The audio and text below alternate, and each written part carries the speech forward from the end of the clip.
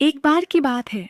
रामपुर नामक एक गांव में एक सेठ रहता था जिसका नाम चंद्रिका सिंह था। उसके घर में मोहन नाम का एक नौकर काम किया करता था। मोहन बहुत ही भोला भाला लड़का था। वह सारा दिन सेठ के घर में काम किया करता था। अगर मोहन से जाने अनजाने में भी कोई गलती हो जाती तो सेठ उसे बहुत मारता था। सारे दिन में मोहन को सिर्फ एक बार ही खाना मिलता था। वह बहुत मुश्किल से सेठ के घर दिन निकाल रहा था। उसका जीवन बहुत दुख भरा बीत रहा था। ना तो उसकी कोई कमाई हो रही थी और ना ही अच्छे से खाने को रोटी मिल पा रही थी। एक दिन जब वह बहुत ज्यादा परेशान हो गया तो उसने सोचा, इतने अत्याचार और दुख भोगने से अच्छा है कि मैं यहां से भाग ही जाऊं। फिर एक दिन वह थक हार कर रात को अंधेरे में वहां से भाग निकला। वह लगातार बिना रुके चलता ही गया। उसके मन में डर भी था कि अगर सेठ जी को पता चल गया तो वह मुझे फिर से मार मारेंगे। फिर एक रात वह एक गांव जिसका नाम शिवपुरी था वहां जा पहुंचा।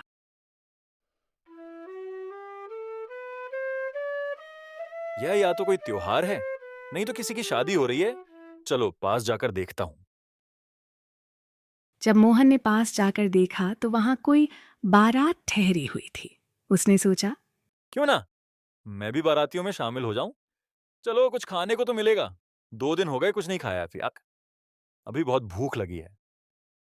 यह सोचते हुए वह बारात में शामिल हो गया। जैसे ही वह बारात में शामिल हुआ तो उसने देखा कुछ लोग बेहोश हुए नीचे गिरे थे। मोहन ये देखकर घबरा गया। फिर उसने पूछा। क्या हुआ और ये ऐसे जमीन पे क्यों पड़े हैं? इतने में एक बुजुर्ग आदमी उसके पास आया और उससे बोला। बेटा, तुम जरा इधर आकर मेरी बात सुनना।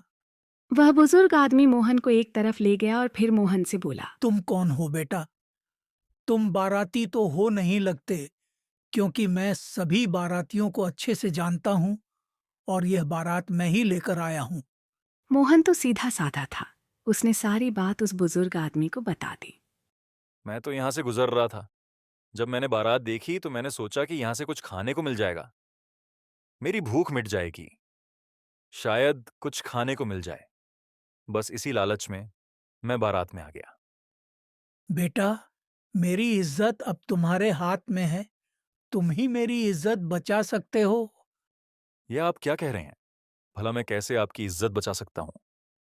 जिन लोगों को तुमने जमीन पर पड़ा देखा है, उनमें मेरा बेटा भी है।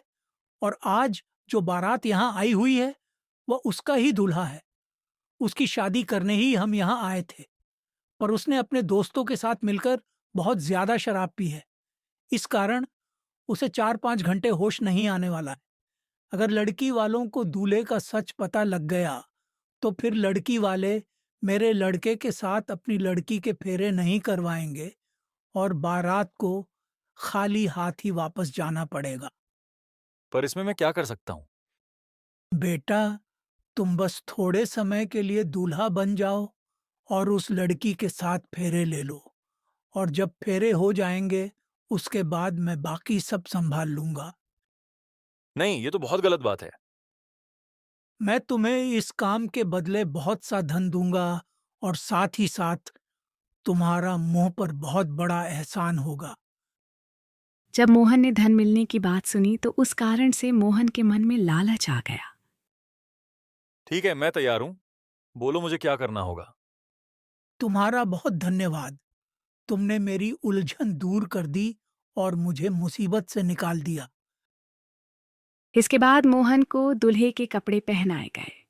मोहन अब बहुत सुंदर लग रहा था। फिर वह बारात के साथ लड़की वालों के घर पहुंचा। वहां उस लड़की और मोहन के फेरे हो गए। जब फेरे हो गए तो लड़की के पिता ने उससे कहा। भाई साहेब, हमारे यहाँ एक रिवाज है। जो हमारे देवता हैं उनकी पूजा करनी होती है। उसके लिए लड़का लड़की को अकेले में एक कमरे में जाकर पूजा करनी होती है। फिर उन दोनों को कमरे में अकेले छोड़ दिया गया। फिर अपनी पत्नी से मोहन ने कहा। मेरा तो भूख के मारे बुरा हाल है। क्योंकि अभी तो आया ही था। कुछ खाता, उससे पहले ही यहाँ फंसा दिया। खाने की बात सुनकर उस लड़की को बहुत हैरानी हुई। उस लड़की का नाम राधा था। वह बोली, क्यों आपकी अवभगत नहीं की गई है क्या? या जो बनाया है वह आपको पसंद नहीं आया? अब मोहन को लगा कि वह पकड़ा गया। उसने बात संभालते हुए कहा, जी नहीं, ऐसी बात नहीं है। बात तो ये है कि जो बारात है उसे संभालने के लिए सभी लोग लगे हुए हैं। उन्हें ध्यान ही नहीं रहा कि दूल्हे को भी कुछ खाने को दे दें। पति से बढ़कर कौन देवता हो सकता है? यह जो पूजा में मिठाई रखी है, ये इनको दे देती हूँ।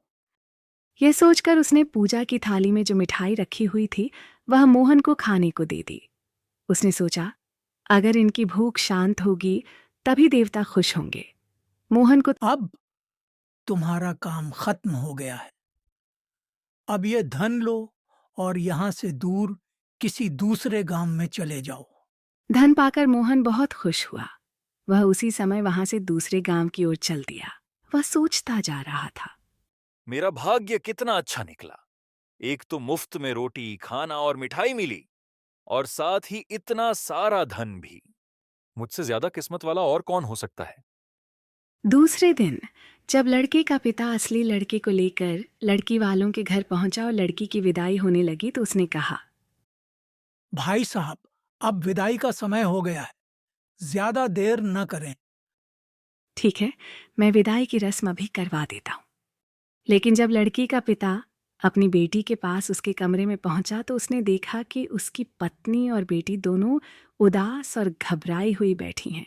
क्या हुआ? तुम दोनों इतनी उदास क्यों हो? देखो ये क्या कह रही है। जो लड़का आंगन में दूल्हा बना बैठा है वह नहीं है जिसके साथ इसके कल रात फेरे हुए थे। बेटी, क्या बात है? साफ साफ बताओ, क्या हुआ है? पिताजी, यह वह लड़का नहीं है जिसने मेरे साथ रात फेरे लिए थे और पूजा की थी। अगर आपको यकीन नहीं होता तो इस लड़के को अकेले में कमरे में बुला दीजिए। दूध का दूध और पानी का पानी हो जाएगा। मेरी बेटी आपके बेटे से अकेले में कुछ बात करना चाहती है, तो आप इनको थोड़ी देर अंदर भेज दीजिए। लड़के का पिता घबरा गया लेकिन मान गया। कल देवताओं की पूजा करते समय हमने जो बातें की थी, क्या वह तुम्हें याद है? लड़के ने अंदाजा लगाते हुए कहा, हाँ, मैंने कहा था कि आओ देवताओं की पूजा करें। क्या उस समय तुम भूखे नहीं थे? नहीं, मैं कब भूखा था? मेरी बारात ने जब खाना खाया था तब मैंने भी पेट भरकर खाना खाया था। यह सुनकर लड़की को यकीन हो गया कि यह लड़का वह नहीं है जिसके साथ उसने फेरे लिए थे। वह अपने पिता से जाकर बोली,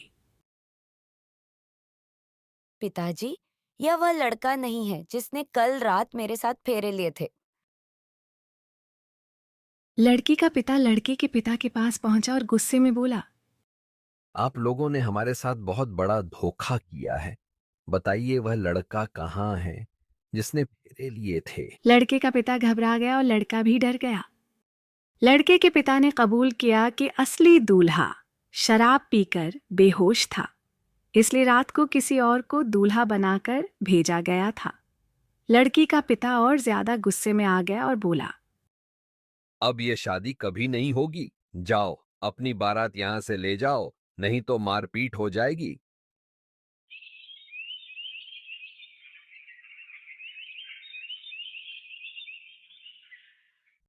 दूसरी तरफ जब मोहन उस गांव से जा रहा था तो रास्ते में एक जंगल आया।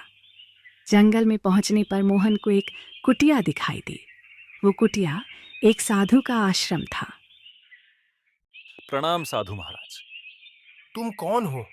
अपने बारे में बताओ और यहाँ क्या कर रहे हो? मोहन ने अपनी सारी राम कहानी उस साधु महाराज को सुनाई।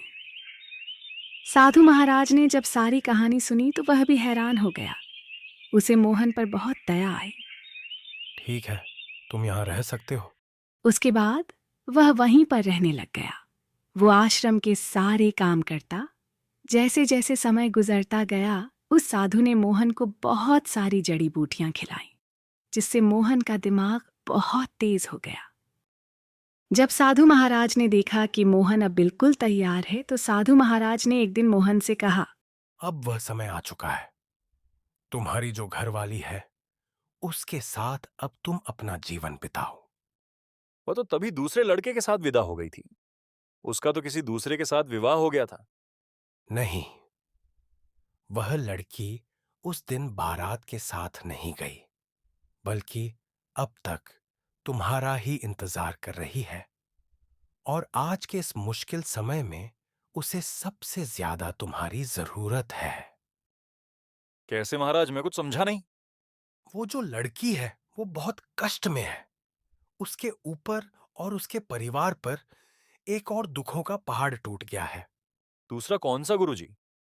बात यह है कि जब राधा की शादी थी तो उसके पिता ने एक सेठ के पास अपना खेत गिरवी रखा था और उससे कुछ पैसे उधार लिए थे। फिर जब राधा के पिता ने पैसे वापस करने के लिए खेत और घर के कागज वापस मांगे तो सेठ ने देने से इनकार कर दिया। उन्हें पंचायत में बात करनी चाहिए थी। ये तो कोई बात ना हुई। जब वह पैसे लेने गया था तभी सेठ ने चालाकी के साथ खाली कागज पर ही हस्ताक्षर करवा लिए थे। ये तो बहुत बड़ा अन्याय हो गया उनके साथ। मैं अभी इसी समय उनके गांव में जाकर उस परिवार की मदद करता हूं। मोहन ने साधु महाराज से आज्ञा ली और वापस शिवपुरी गांव की ओर चल दिया।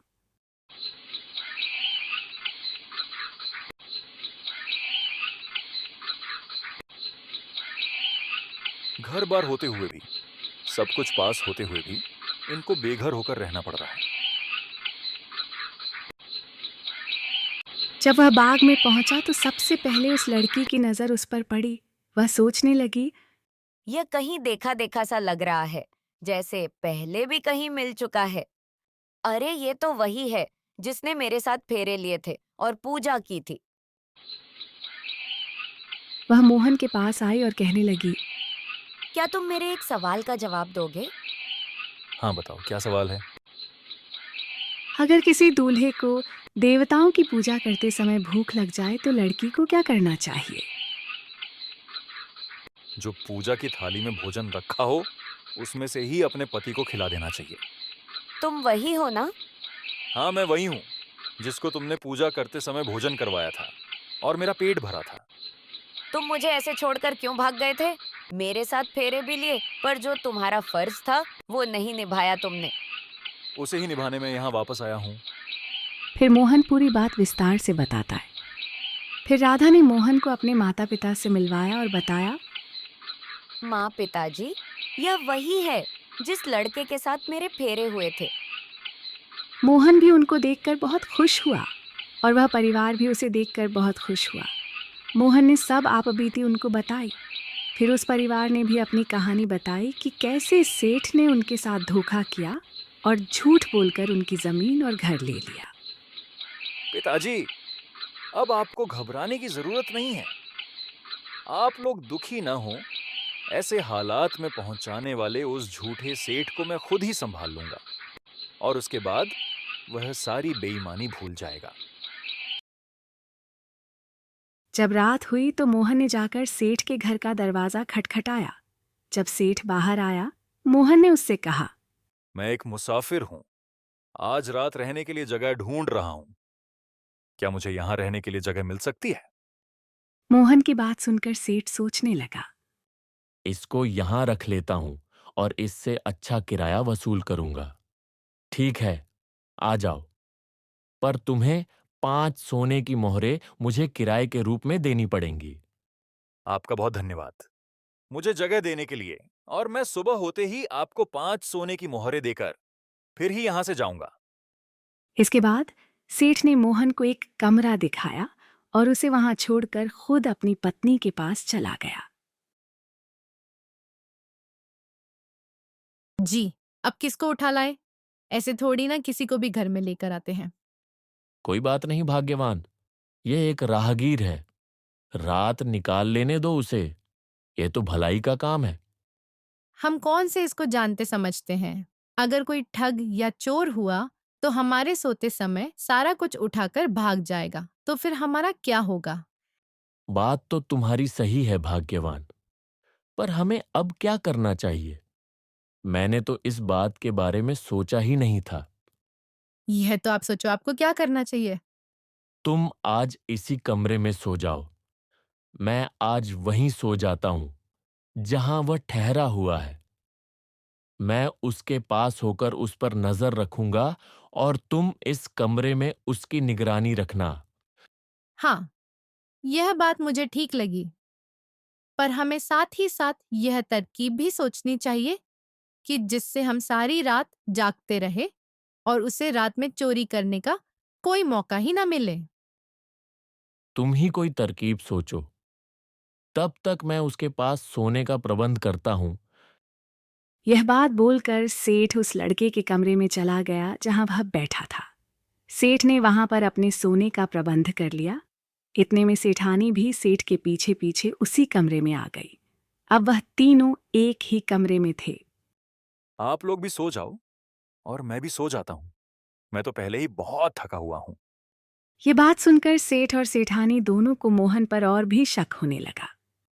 ये सोने की ही बातें किए जा रहा है, कहानी सुनाने से मना कर रहा है। जरूर ये कोई ठग या चोर है, तभी यह हमें जल्दी सोने को बोल रहा है। अगर आप लोग ज्यादा जिद कर रहे हैं तो कोई बात नहीं। मैं आपको अपने बारे में बताता हूं। मैं एक राजा के पास नौकरी करता था और मैंने उस नौकरी को छोड़कर अपने गांव वापस आ रहा था। और जब मैंने नौकरी छोड़ी तो राजा ने मुझे बहुत सा धन दिया था। तो मैंने सोचा कि इस गांव में मुझे रात निकालनी है। इसीलिए मैंने इस गांव के बाहर जो नदी है उसके किनारे के पास में सारा धन दबा दिया था। नदी में कहाँ? नदी के किनारे जो एक सूखा पेड़ है उसी के नीचे मैंने धन दबा दिया था। पर अब मुझे इस बात पर अफसोस हो रहा है कि अगर मुझे आप जैसे ईमानदार लोगों के घर पर रात गुजारनी थी तो मेरी थैलियां यहां पर और भी ज्यादा सुरक्षित हो जाती। पर वहां पर तो फिर भी डर की बात है कि कहीं कोई चुरा ना ले। क्यों ना मैं उस नदी के पास जाकर इस मूर्ख का धन निकाल लाऊं और लाकर अपनी तिजोरी में रख लूं। इस पागल लड़के को क्या ही पता चलेगा। ये सोचकर सेठ ने सेठानी को कहा। सेठानी जी, मेहमान को ज्यादा परेशान नहीं करना चाहिए। जाओ, जाकर अपने कमरे में सो जाओ। सेठानी भी समझ गई कि सेठ के दिमाग में क्या चल रहा है। वह उसी समय उठकर अपने कमरे में चली गई। अपने कमरे में जाकर अपने बिस्तर पर लेट गई और सोचने लगी। जब यह लड़का सो जाए तो मैं वहां जाऊंगी। उधर सेठ और मोहन भी अपने अपने बिस्तर पर लेटे थे। सेठ यही सोचे जा रहा था। यह लड़का कब सोए और कब मैं यहां से जाऊं और कब मैं अपना काम शुरू करूं। थोड़ी देर के बाद मोहन सो गया। वाह, क्या बात है! लड़का सो गया। अब बात बनी। अब मुझे जल्द से जल्द जाकर पेड़ के नीचे से मोहरे निकाल लेनी चाहिए। वह सेठ जल्दी से उठा और उस नदी के पास पहुंचा जहां मोहन ने थैलियां दबाई थीं। इसको नींद आ गई है, पर लगता है सेठ जी जरूर थैलियों को ढूंढने के लिए गए हुए हैं। मुझे भी उनकी मदद करनी चाहिए। अभी तो ये सो रहा है। बस इसी लालच में सेठानी भी सेठ के पीछे पीछे उस नदी की ओर चल पड़ी। इधर मोहन तो जाग रहा था, बस वह सोने का ड्रामा कर रहा था। वह सोच रहा था कि कब सेठ की पत्नी यहां से जाए और यह घर खाली हो। मोहन उठ गया। अब तो घर में कोई भी नहीं है। अब मुझे अपना काम शुरू कर देना चाहिए। मोहन उठने के बाद सीधा सेठ के तिजोरी वाले कमरे में जा पहुंचा। तिजोरी में जितने भी सोने चांदी के सिक्के थे मोहन ने सब एक पोटली में डाल लिया और उसी समय सब कुछ लेकर वहां से फरार हो गया। इधर जब सेठ और सेठानी घर वापस आए तो देखकर हैरान रह गए और रोने लगे। हे भगवान, हम तो लुट गए, बर्बाद हो गए। हम लालच में आकर अपना सब कुछ खो बैठे। तिजोरी की हालत देख वो समझ गए कि आज हम किसी और लुटेरे का शिकार बन गए हैं। सारी बात समझ गए कि वह राहगीर हमें पागल बना गया है। दूसरी तरफ मोहन ने अपने परिवार को सारी बात बताई और वह वहां से उनके घर के कागज भी उठा लाया था। घर और जमीन के कागज पकड़े हुए मोहन बोला, सेठ आप लोगों से झूठ बोल रहा था कि उसने हस्ताक्षर किसी खाली कागज में करवाए हैं। उसने हस्ताक्षर घर और जमीन के कागजों पर ही करवाए थे। मोहन फिर अपनी पत्नी को साथ लेकर कहीं दूर चला गया और वहीं पर घर बनाकर रहने लगा। राधा का परिवार भी मोहन से बहुत खुश था, क्योंकि बर्बाद हुए लोग उसने फिर से बसा दिए थे।